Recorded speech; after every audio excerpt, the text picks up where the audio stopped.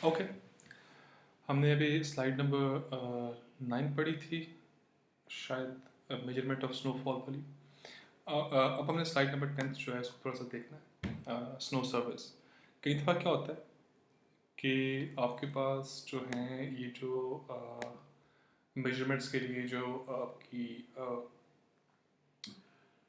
जो rain gauges हैं ये अवेलेबल नहीं होती एरिया के अंदर, ठीक है, क्योंकि बड़ी बड़ी एक्सपेंसिव होती हैं। कई दफ़ा अवेलेबल भी हों तो वो काम नहीं कर रही होती, या उन तक एक्सेस जो है जब स्नोफॉल हो तो तब पॉसिबल नहीं रहती। इवन पाकिस्तान में कई ऐसे एरियाज़ हैं अभी भी, ठीक, कि जहाँ पे जो बर्फ़बारी इतनी शदीद होती है सर्दियों के अंदर के वहाँ पे रास्ते कटे हुए होते हैं, ठीक है। हमारे इवन जो नॉर्दर्न एरियाज़ हैं इनमें से कई ऐसे इलाके हैं जहाँ पे इतनी शदीद बर्फ़बारी होती है कि इनके रास्ते जो है बंद हो जाते हैं उन एरियाज़ के, ठीक है। तो फिर उस केस में अगर आपने स्नोफॉल की जो डेप्थ है वो फाइंड करनी है तो उसके लिए हमने स्नो सर्वेस जो है ना वो रखा हुआ है उसको अकोमोडेट करने के लिए। रीज़न बीइंग कि जैसे मैं पहले बोल चुका हूँ कि एक्सेसिबिलिटी के मसाइल होते हैं, तो वो इलाके कई दफ़ा स्नो सीज़न के अंदर जो है वो एक्सेस उन तक बहुत मुश्किल होती है, इनफैक्ट इम्पॉसिबल होती है। तो इस वजह से जो है हम फिर स्नो सर्विस करते हैं उन एरियाज़ के लिए जो है ना वो डेप्थ को फाइंड करने के लिए। स्नो सर्विस में क्या होता है कि you physically go to those areas और आप वो काम करते हो, और ये काफ़ी हेक्टिक और एक्सपेंसिव एक्सरसाइज होती है स्नो सर्वेइंग वाली, ठीक है। रीज़न बीइंग हमने एक दफ़ा इटली में की थी, अपने रिसर्च ग्रुप जब हमारे अपने पीएचडी कर रहे थे तो वहाँ पे उधर एक वैली है जिसको वो ओस्ता बोलते हैं। We did some snow surveys there.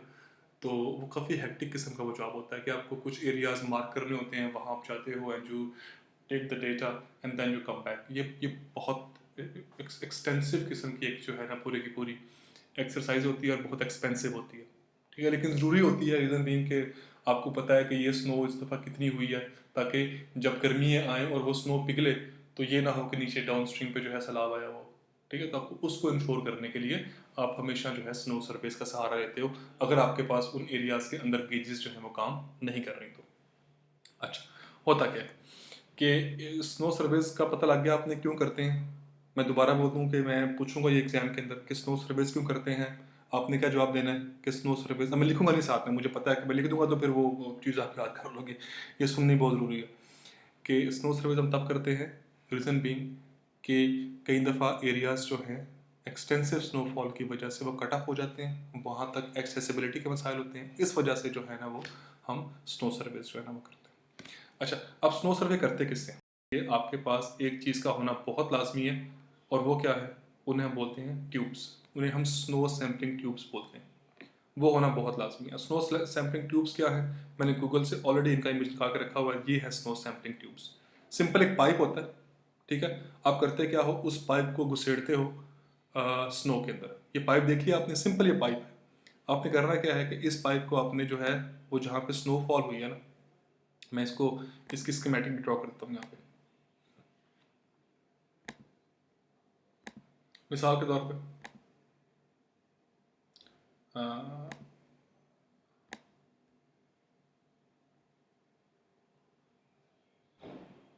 ये जी आपकी स्नो है जिसके ऊपर आपने जो है ना स्नो स्लैम्पिंग जो है वो यूज़ करनी है, ठीक है। अब क्या करोगे? अब आप स्नो सैम्पलिंग जो ट्यूब है ना आपकी, वो आपके काम आएगी। स्नो सैम्पलिंग ट्यूब जो है कैसी होती है? बिल्कुल जो है वो इस, जैसे मैंने बताया अभी कि एक ट्यूब ही होती है एक तरह की जो है ना वो। आप क्या करते हो कि इस ट्यूब को जो है आपका वेट इसको आपने पहले ही कर लेना है इस ट्यूब का, ठीक है ना। इनिशियली आपको क्या चाहिए? पहला स्टेप क्या होगा कि you will way the snow tubes, क्योंकि जो स्नो ट्यूब्स हैं उनको आपने पहले जो है उनका वेट कर लेना है, ठीक है। स्नो ट्यूब का वेट करने के बाद आपने क्या करना है कि इनको एरिया के अंदर ले जाना है जहाँ पे आपने सैम्पलिंग करनी है, और क्या करोगे कि अब स्नो के ऊपर खड़े होके आप इसको स्नो के अंदर इंसर्ट करोगे, ठीक है। बिल्कुल उसी तरीके से जिस तरह आपने वो जो सॉइल सैम्पलिंग जो होती है ना, जैसे जिस ऑगर से आप करते हो सॉइल सैम्पलिंग, एग्जैक्टली ये वही सैम्पलिंग है, वैसे ही हो रहा है, ठीक है। सिर्फ सॉइल की जगह यहाँ पे क्या है, स्नो है। ये कंपैरेटिवली आसान होता है कि आपको उसमें ट्यूब्स को इंसर्ट करना जो है वो आसान होता है। इसमें आपने इंसर्ट की और फिर इसको बाहर निकाल लिया, ठीक है। अब जाहिर बात है कि जब आप इसको बाहर निकालोगे तो इसकी a part of its length will be covered with snow.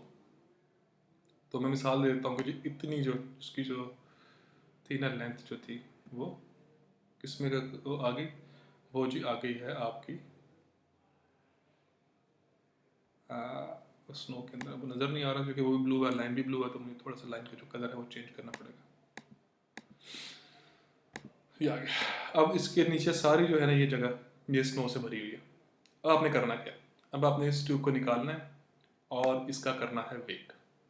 दोबारा से इनिशियली वेट कर दिया, फिर क्या किया आपने, way again after taking samples. ठीक है, जैसे ये कर रहा है, ये देखो आप, ये इसका वेट हो रहा है यहाँ पे। ठीक है, उस ट्यूब को बाहर निकाल के उसका वो वेट कर रहे थे। आपने उसका वेट पहले किया, उसको आपने कर दिया W1। ठीक है, वेट बाद में आपने किया, उसको बोल दिया W2। आपको इसका पूरे का एरिया ऑलरेडी पता है कि कितना है, वहाँ से क्या आ जाएगा उसका, वहाँ से उसका आ जाएगा वॉल्यूम। ठीक है, जब आप ये, वैसे मैंने वेट लिख दिया हुआ है, एक्चुअली ये मैस है, वो गलती से वो चूँकि मैस को वेट लिखते तो मैंने इसको वो लिख दिया था। तो इसका आपने मैस फाइंड कर लिया है, वॉल्यूम आप यहाँ से इसका फाइंड कर लोगे ट्यूब के अंदर से। और जब आप इसको डिवाइड करोगे, जब आप डिवाइड करोगे M2 माइनस M1, ठीक है, इस जब पूरी चीज़ को आप डिवाइड करोगे वॉल्यूम के साथ, तो क्या निकल आएगी, इसकी यहाँ से डेंसिटी निकल आएगी। And once you have the density, तो फिर ये ऊपर वाली चीज़ें हैं कि अगर तो डेंसिटी ज़्यादा है तो फिर 10%, डेंसिटी कम है तो फिर 10% है, और डेंसिटी ज़्यादा है तो फिर 30% है, और डेंसिटी बहुत ज़्यादा है तो फिर कितनी आ गई, फिर 50% जो है वो उसका अपने स्नो वाटर इक्विवेलेंट जो है ना वो फाइंड कर लेना। तो इस तरीके से जो है ना आप जो सैम्पलिंग ट्यूब्स हैं उनको यूज़ करते हो to execute the snow water equivalent. ठीक है, किसी भी एरिया में से, अगर आपके पास उस एरिया के अंदर रेन गेजेस जो हैं वो ऑलरेडी इंस्टॉल नहीं है, या कुछ भी हो के उसका उस तक की जो एक्सेस है वो आपकी नहीं है वहाँ उस इलाके तक। ठीक है, फिर एक अगला तरीका भी है, इसके अलावा भी एक तरीका और भी साइंटिस्ट ने जो है ना वो डेवलप किया हुआ है, और वो क्या तरीका है, उन्हें हम बोलते हैं using snow pillows. Using snow pillows, ये बस कुछ तरीक़ेकार ही हैं। अब इसमें भी सिंपल ही जो है ना मेथड है ये वाला। इसमें हम करते क्या है, ये भी उन्हीं एरिया में यूज़ होता है जिन एरिया के अंदर जो है ना गेज के तक की एक्सेस ना पॉसिबल हो, या आपकी गेज लगी ना हो। तो क्या करते हो कि बिलफर्ज आपका ये वो एरिया है जिसके अंदर आपने जो है ना वो स्नो वाटर इक्विवेलेंट जो है ना वो फाइंड करना है। आप क्या करोगे इस एरिया के अंदर, ये सपोज करो कोई एरिया आ गया, आप स्नो सीजन शुरू होने से पहले मुख्तलिफ जो है ना लग जगहों पे ऊपर जाके ना, ये पिलोज बोलते हैं इनको हम लोग, स्नो पिलोज, इनको जो है वो मुख्तलिफ जगहों के ऊपर जाके इनको इंस्टॉल कर दो। ठीक है, जैसे मैं ये ड्रॉ कर रहा हूँ कि मुख्तलिफ जगहों पर जाके स्नो पिलोज जो हैं आप इंस्टॉल कर दोगे। अब ये स्नो पिलोज जो हैं आपने उस टाइम इंस्टॉल करने हैं जब अभी बर्फबारी वाला सीजन शुरू नहीं हुआ। ठीक है, जैसे हमें मिसाल के तौर पर पाकिस्तान में बर्फ़ शुरू होती है जनवरी फरवरी के अंदर, तो हम दिसंबर के अंदर या नवंबर के अंदर जाके जो है उन इलाकों के अंदर ये स्नो पिलोज जो है इंस्टॉल कर देंगे। अब स्नो पिलो का स्ट्रक्चर जो है वो ऐसा होता है कि एक एक एक एक बैग सा होता है वो, और बैग के अंदर हम लोगों ने एंटी फ्रीजिंग एजेंट जो है ना वो भरा हुआ होता है। यानी कि ये बैग है ना, इसके अंदर हमने एंटी फ्रीजिंग एजेंट जो भरा हुआ होगा, और फिर उसके ऊपर जो है ना एक इंस्टॉल हमने किया होगा एक बैरोमीटर सा।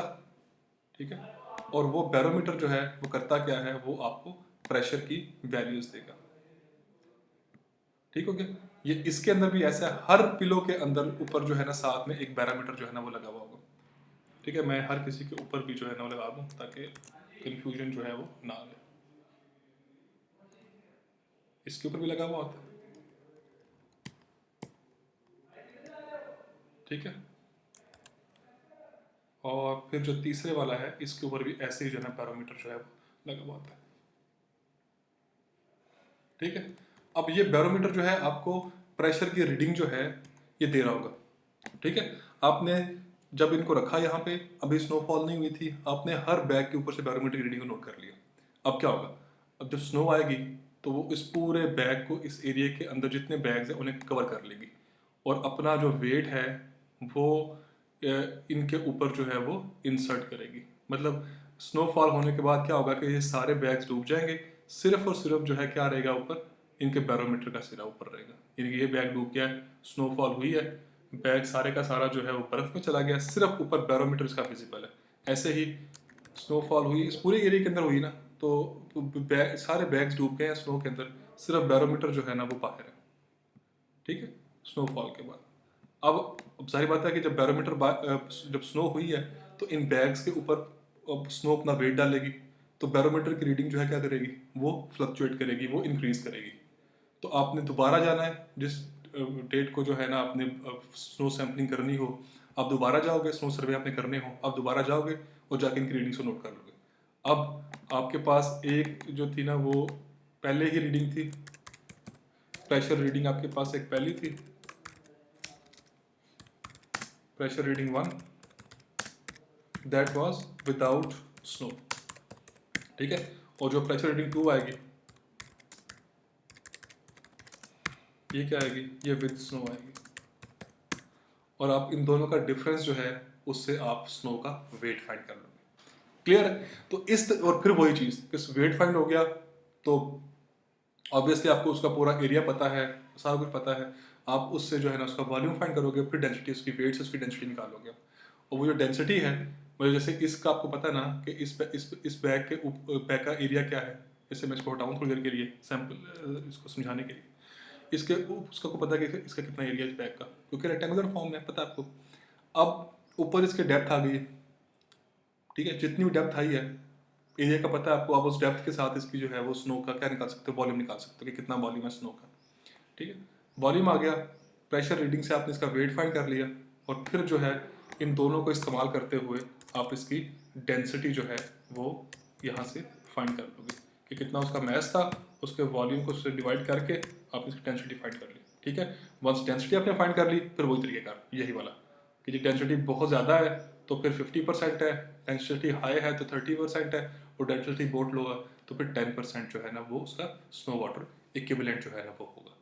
क्लियर होगी ये वाली बात। एक आखिरी चीज़, स्नो सैम्पलिंग में आप क्या करते हो, आप इंफ्रारेड रेज को इस्तेमाल भी करके जो है ना वो बेसिकली सॉइल जो स्नो सैम्पलिंग है वो कर सकते हो। क्या करके, इंफ्रारेड रेज को इस्तेमाल करके। अब वो क्या करते हो इंफ्रारेड रेज के अंदर, you have a particular area, जैसे मिसाल के तौर पे ये वाला एरिया है,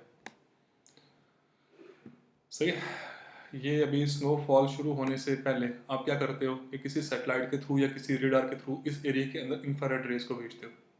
ठीक है, जब इंफ्रारेड रेज को भेजते हो तो वो आपके पास वापस आती हैं और आपको बताती हैं कि डिफरेंट पॉइंट की एलिवेशन जो है ना वो कितनी है। ठीक है, मीटर में आ गई एलिवेशन डिफरेंट पॉइंट्स की। ठीक है, ये था before snowfall, before snowfall season. ठीक है, स्नोफॉल सीजन से ये पहले पहले की बात है। फिर क्या हुआ, ऑब्वियसली स्नोफॉल हुई और उसके बाद जो है एरिया जो है पूरे का पूरा जो है स्नो ने कवर कर दिया। अब आप क्या करोगे, दोबारा इसी एरिया के अंदर जो है इंफ्रारेड रेज को जो है ना वो फॉल करवाओगे, और दोबारा से जो है ना इनकी एलिवेशन जो है ना वो हर पॉइंट की जो पहले भी आपने फाइंड की थी, अब आप आफ्टर स्नोफॉल जो है वो फाइंड करोगे। आफ्टर स्नोफॉल जो है एलिवेशन जो है हर पॉइंट के ऊपर वो इंक्रीज कर चुकी होगी, ऊंचाई जो है उस हर पॉइंट पे इंक्रीज कर चुकी होगी, क्योंकि अब स्नोफॉल भी है उस एरिया के अंदर। तो डिफरेंस इन एलिवेशन जो है आपको बता देगा कि कितनी स्नोफॉल डेप्थ है। ठीक है, snowfall depth will be the difference between the two readings. ठीक है, तो स्नोफॉल की डेप्थ जो है क्या आ गई, difference between the two readings. अब स्नोफॉल डेप्थ आपके पास आ गई है तो भाई साहब अब क्या काम है, सिंपल सा काम है, अब कौन सा रह गया हुआ